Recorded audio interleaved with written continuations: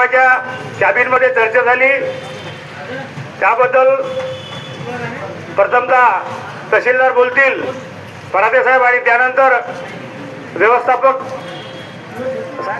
Even मी LDM साहेबांनाही बोललो होतो. साहेब म्हणत होते की कर्ज वसुली थांबवलं असल्यामुळे तुम्ही पीक कर्जाचे पैसे सुद्धा देऊ शकता, परंतु आमच्या क्षेत्रीय कार्यालयातून मला म्हणजे अधिकृत काही माहिती येत नसल्यामुळे मी काही जणांना नाही म्हटलं होतं.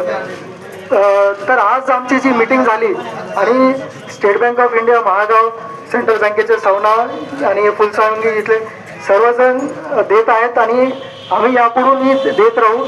पिकाचे जे पैसे असतील तिथे तसं 1 वर्षाचं त्यांनी ठेवलेलं आहे, तर 1 वर्षापर्यंत पिकाचे पैसे असो कोणतेही पैसे अडवण्यात येणार नाही.